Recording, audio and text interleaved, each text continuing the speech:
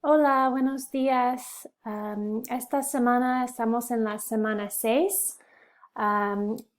Tenemos el subjuntivo de nuevo. So, aquí tenemos la información de esta semana.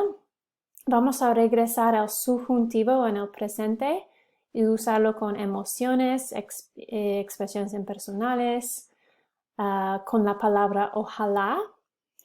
Entonces, en este video voy a hablar un poco sobre la materia de esta semana. Tenemos el subjuntivo, otros usos del subjuntivo. Estas son maneras de despedirse de alguien. Para decir adiós. So you learn how to say goodbye to someone, adiós. These three ways of saying goodbye son mucho mejores, ¿no? So they're a lot better. They show that you understand the subjunctive in Spanish.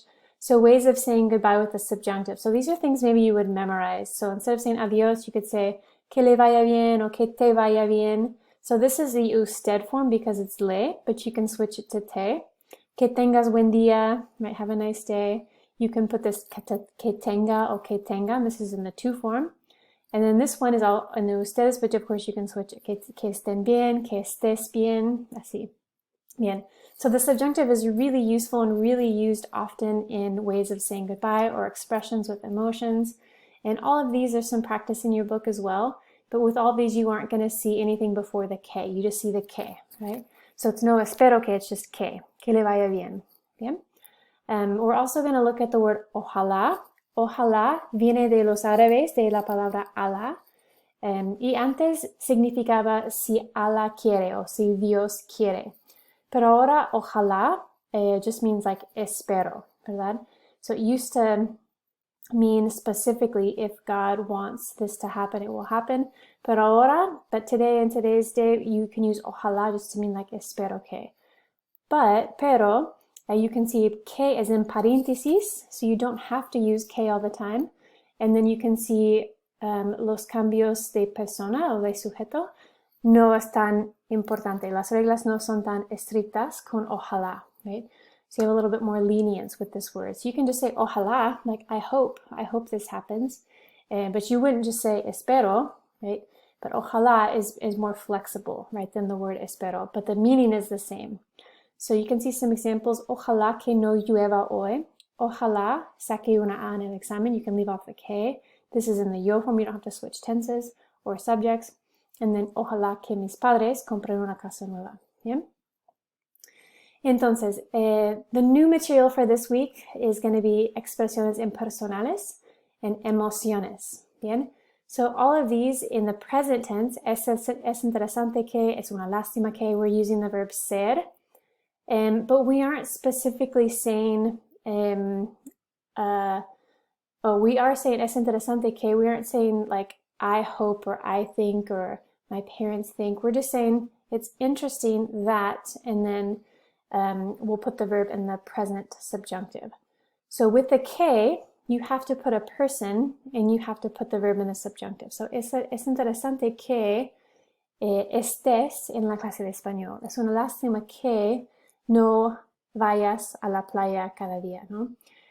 And then with these, if you take off the que, if you just say es interesante, you would put the verb in the infinitive form. Es interesante estudiar español. Es una lástima cocinar sin mi novio.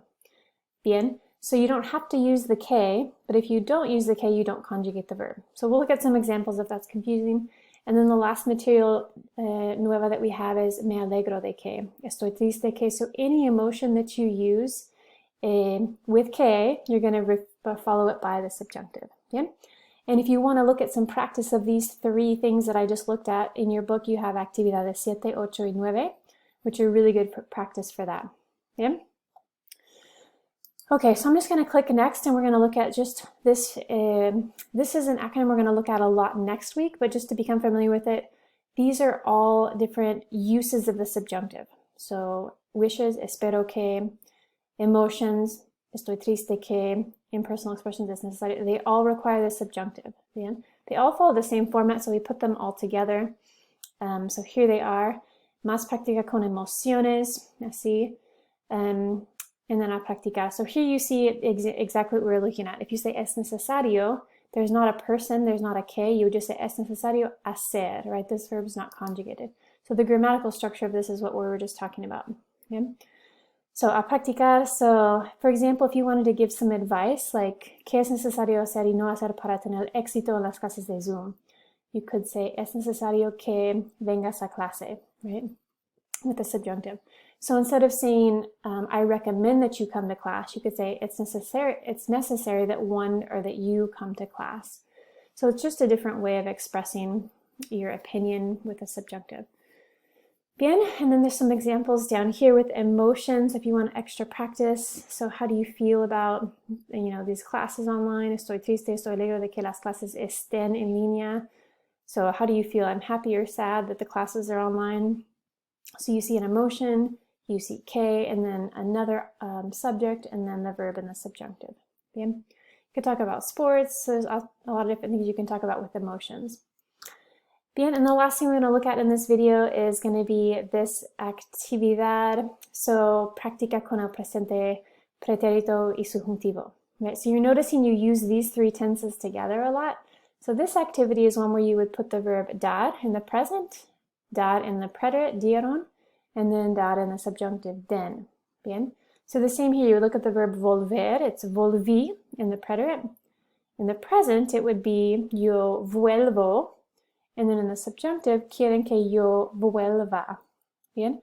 So this is really good practice, and if you click next, you can look at the answers to this activity as well. Bien? So that is all for this week. Again, if you have any questions or dudas, I'm always here. You can always send me an email or request office hours. Bien, adiós.